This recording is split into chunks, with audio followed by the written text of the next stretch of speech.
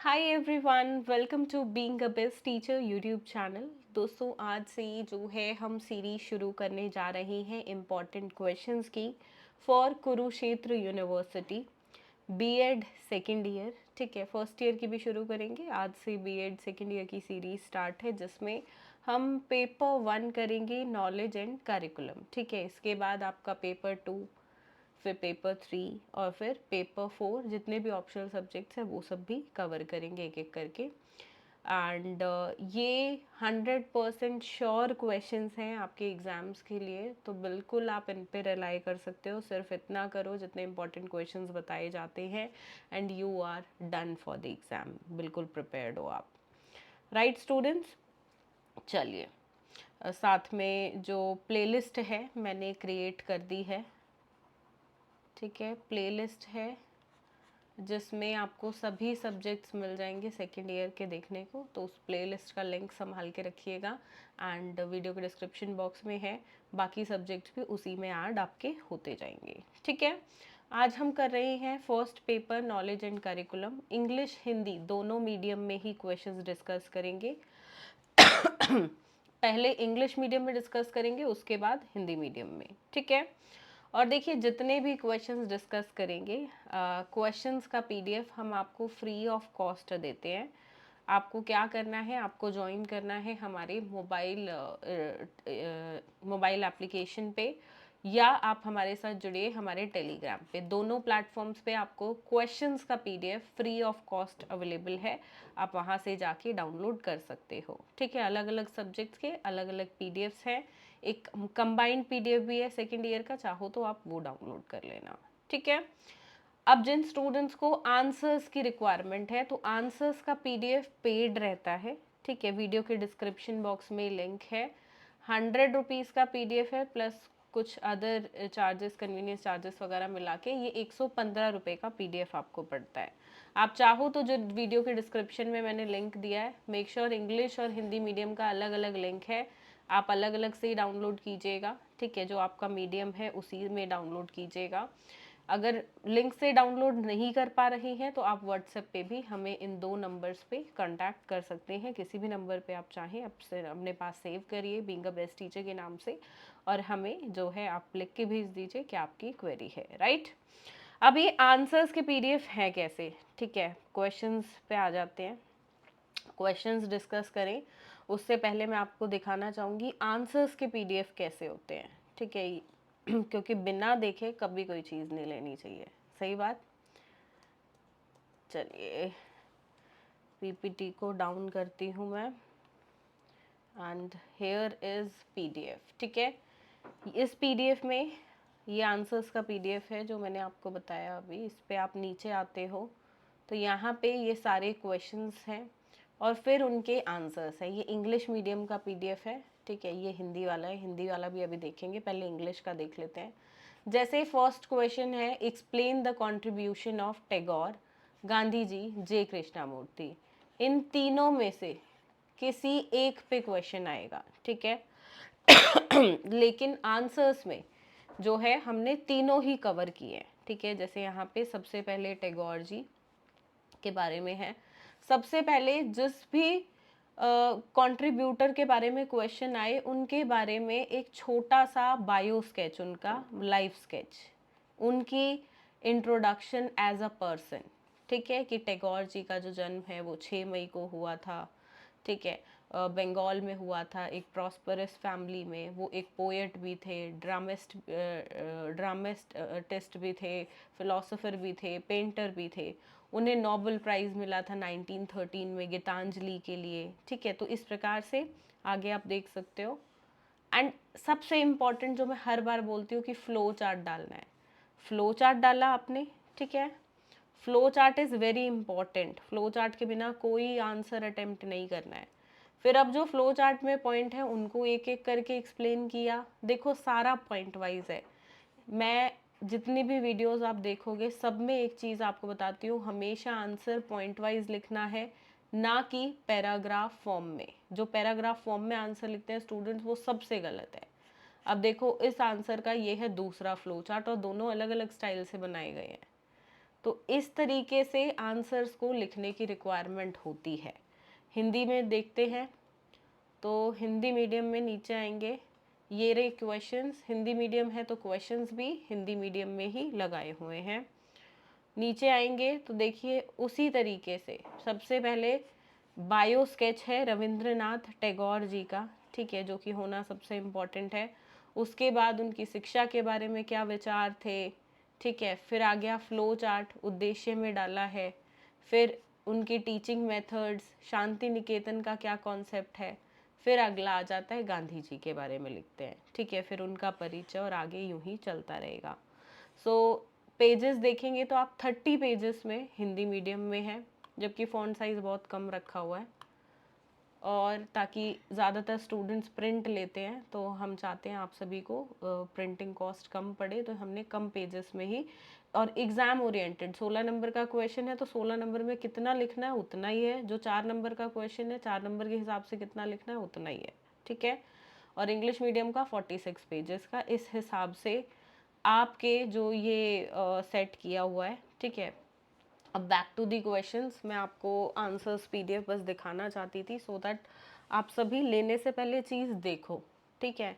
Because यहाँ से पूरा पेपर आपका बनेगा 100%, हर साल बनता है। जो स्टूडेंट्स हमारे साथ पहले से जुड़े हुए हैं 100% पेपर यहाँ से आएगा आपका।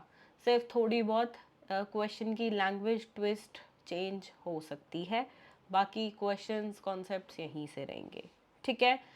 अब देखो ये नॉलेज एंड करिकुलम है, आप सिलेबस में देखते हो तो इसमें टेक्स्ट बुक वाला क्वेश्चन नहीं है, पर वो थोड़ा आउट ऑफ द सिलेबस बोल लो, वो क्वेश्चन आता है एग्जाम में, तो हमने वो भी डाला हुआ है, क्योंकि ये इम्पॉर्टेंट क्वेश्चंस पिछले 5 साल के जो क्वेश्चन पेपर्स हैं उनसे मिलाकर एनालाइज करके कि कौन कौन से रिपीटेड क्वेश्चन रहते हैं तब फ्रेम किए गए हैं।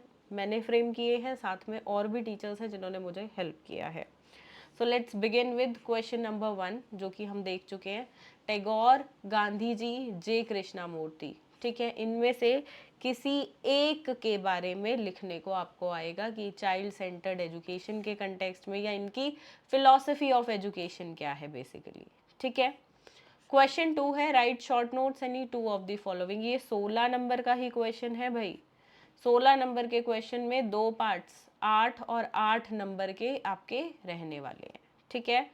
Concept and types of knowledge, concept of learning skills and beliefs, concept of teaching training and education.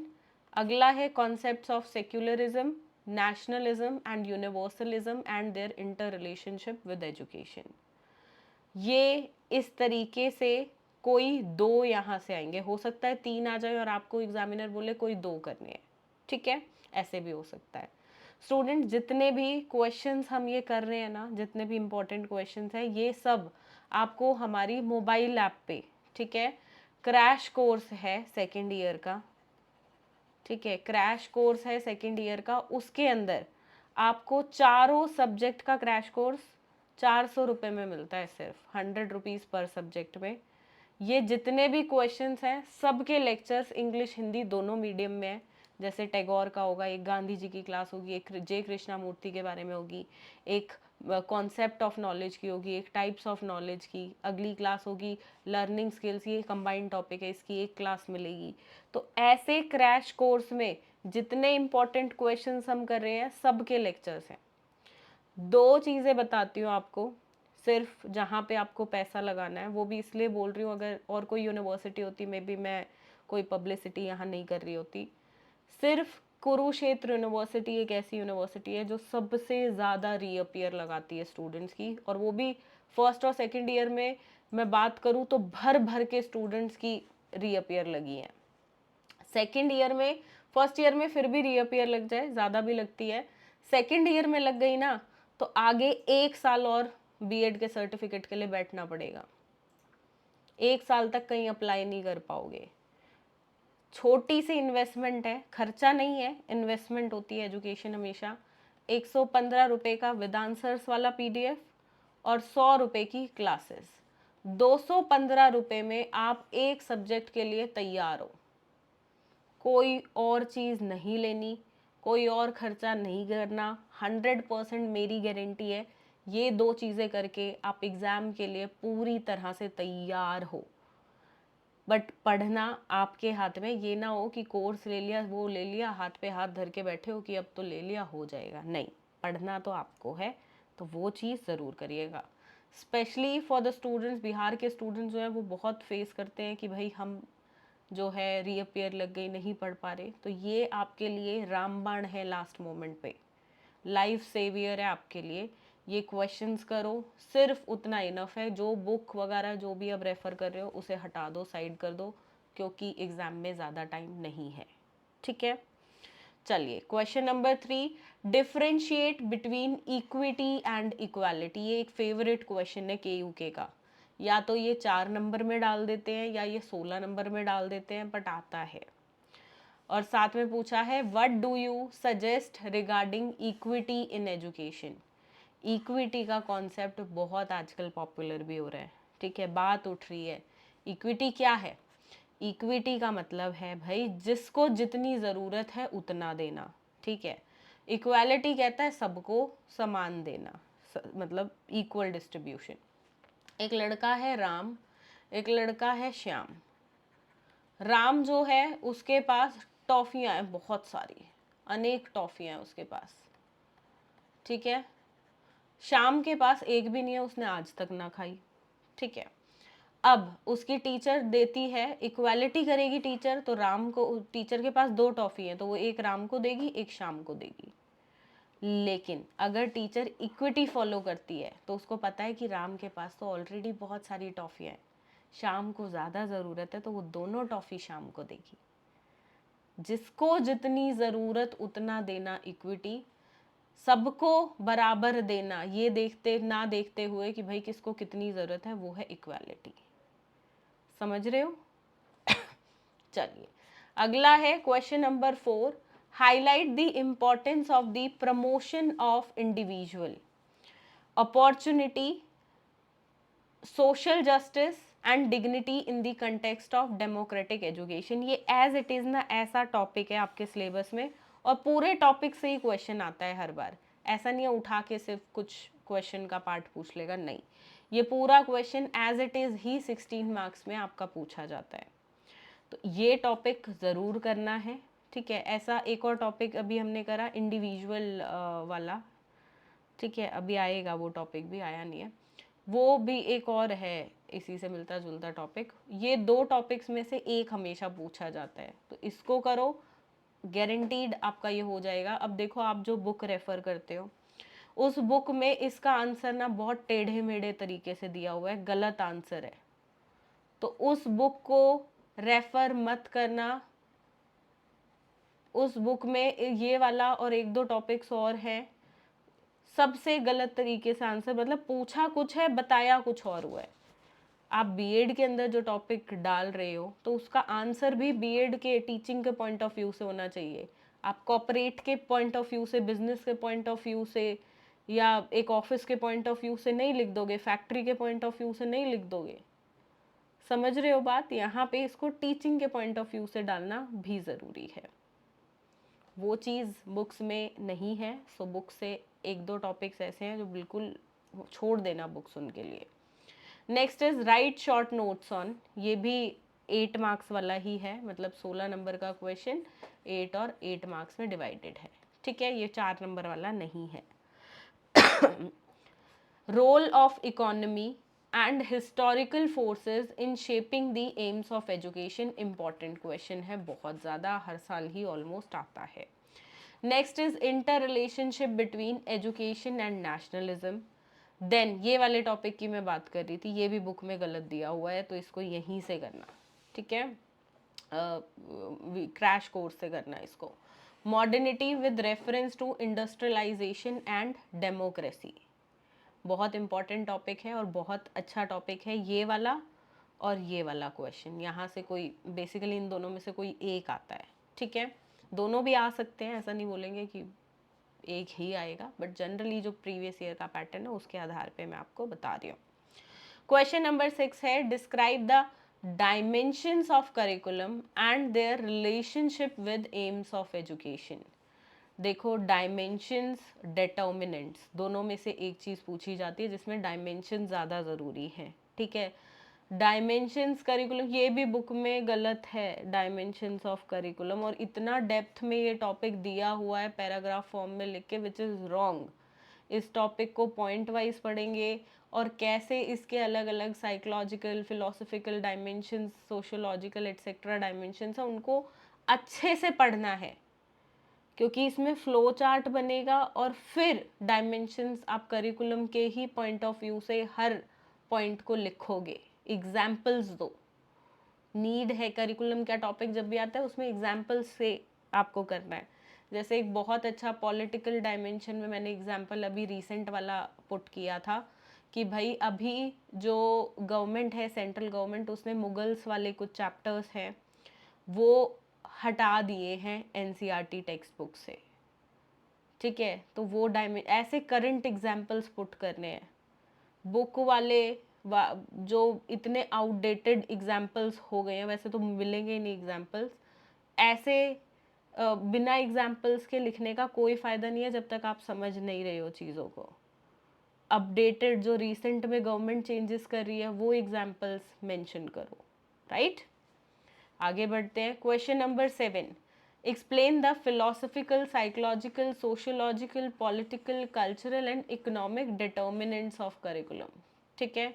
Dimensions या डिटर्मिनेंट्स में से एक क्वेश्चन पूछा जाता है। अगर इन दोनों में आप पूछो ज़्यादा इंपॉर्टेंट कौन सा है, तो ये वाला ज़्यादा आया हुआ है प्रीवियस ईयर्स में, ये थोड़ा कम पूछा हुआ है, बट करिएगा दोनों, ठीक है। Next is question number 8, what type of defects, मतलब आज का जो एग्जिस्टिंग करंट करिकुलम है भाई कंट्री का, इंडिया का, उसमें क्या प्रॉब्लम्स हैं, क्या डिफेक्ट्स हैं, और आप उनके क्या ऐसे सजेशंस देते हो जिससे ये जो डिफेक्ट्स हैं, प्रॉब्लम्स हैं, वो दूर हो सकती हैं, इम्प्रूव हो सकती हैं। दो फ्लो चार्ट बनेंगे, एक डिफेक्ट्स के लिए और एक इम्प्रूवमेंट के लिए। डिफेक्ट्स में आप 8 से 10 पॉइंट डालोगे, इम्प्रूवमेंट में भी 8 से 10 पॉइंट डालोगे।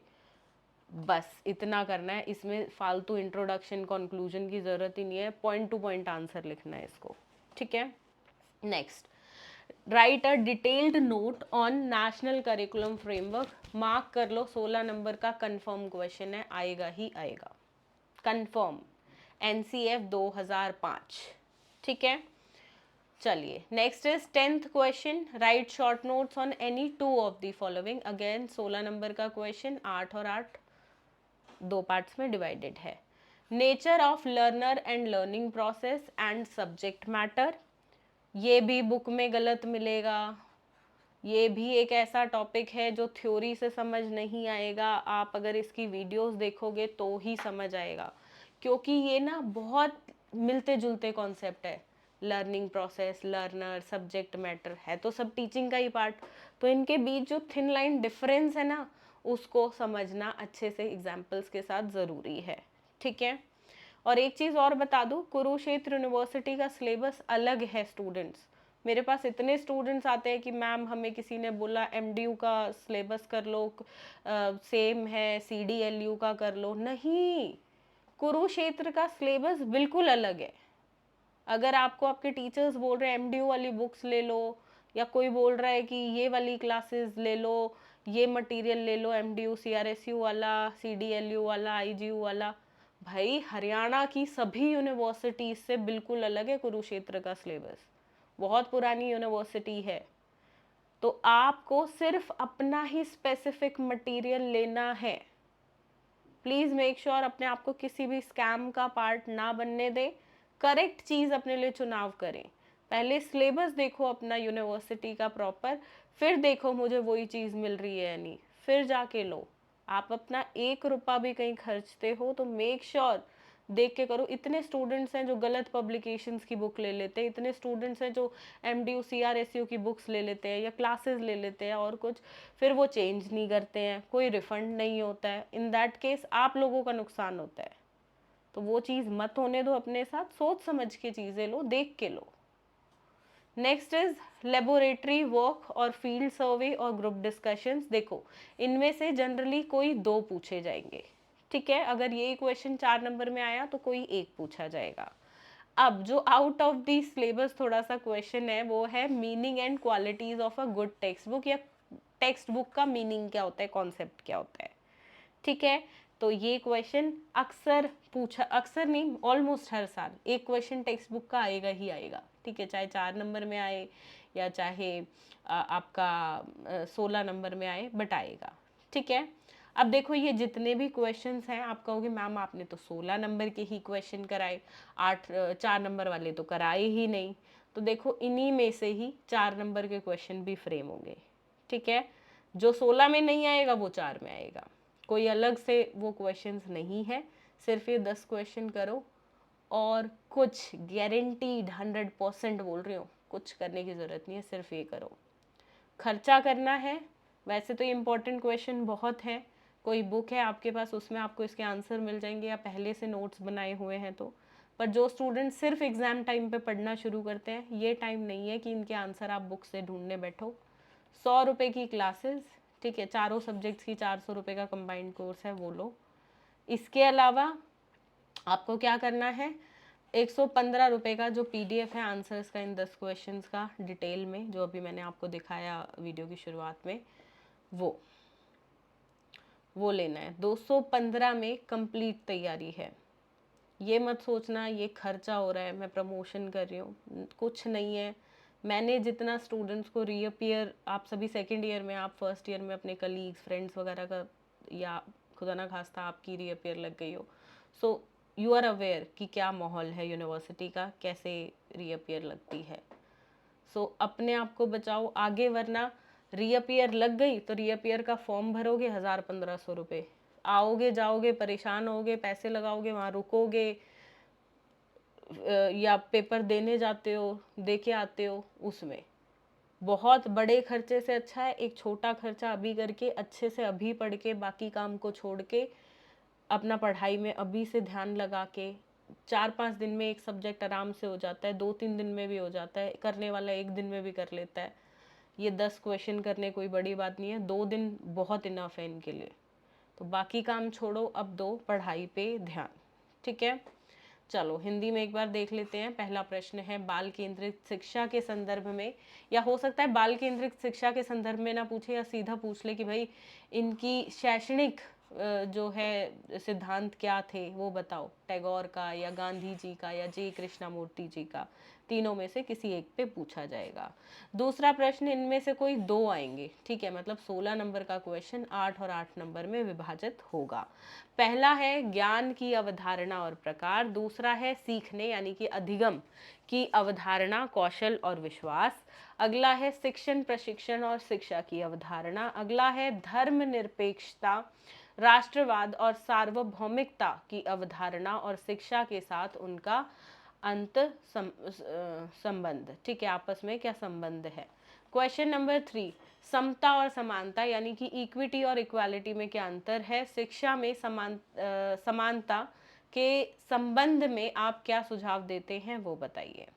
अगला है लोकतंत्र शिक्षा के संदर्भ में व्यक्तिगत अवसर, सामाजिक न्याय और गरिमा को बढ़ावा देने के महत्व पर प्रकाश डालें। ठीक है, मैं थोड़ा जल्दी इसलिए कर रही हूँ क्योंकि हम इंग्लिश मीडियम में जब डिस्कस कर रहे थे तो अच्छे से कर चुके हैं क्वेश्चंस को। ठीक है, निम्नलिखित पर संक्षिप्त टिप्पणी लिखनी है। पहला है शिक्षा के उद्देश्य को आकार देने में अर्थव्यवस्था और ऐतिहासिक शक्तियों की भूमिका।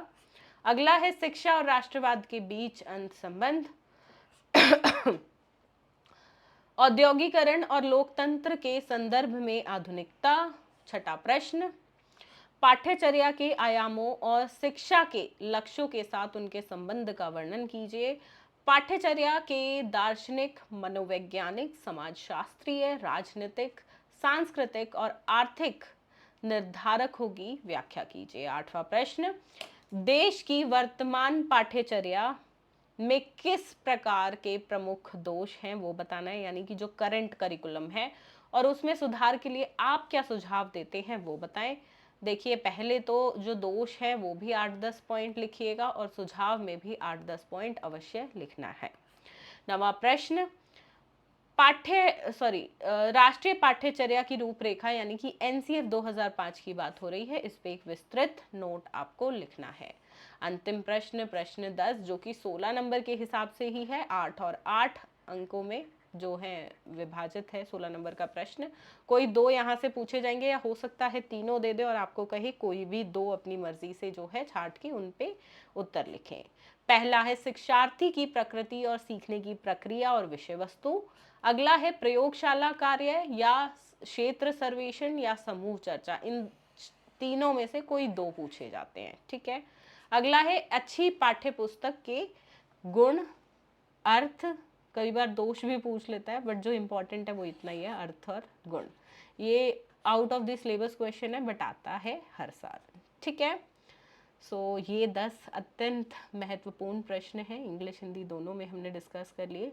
बाकी मोबाइल एप्लीकेशन को एग्ज़ाम टाइम के लिए ज़रूर डाउनलोड करना है, वहाँ पे फ्री पीडीएफ आपको क्वेश्चंस का मिल जाएगा। आंसर्स का पीडीएफ चाहिए तो वो पेड है, उसके लिए आप हमें व्हाट्सएप के माध्यम से कांटेक्ट कर सकते हैं इस नंबर पे, ठीक है। And assessment for learning next class में करेंगे। फॉर दिस टेलीग्राम पे भी आपको फ्री पीडीएफ मैं प्रोवाइड करा दूंगी, तो टेलीग्राम मोबाइल ऐप दोनों पे जुड़ेगा और बाकी सभी अपडेट्स भी आपको वहीं से प्रोवाइड कराए जाते हैं। सो इन 2 प्लेटफॉर्म्स पे आपको हमारे साथ ज़रूर से ज़रूर जुड़ना है, ठीक है। बाकी इस क्लास के लिए इतना ही, मिलते हैं अब नेक्स्ट क्लास में। डिस्कस करेंगे कौन से सब्जेक्ट, असेसमेंट फॉर लर्निंग के मोस्ट इंपॉर्टेंट क्वेश्चंस को। Thank you students.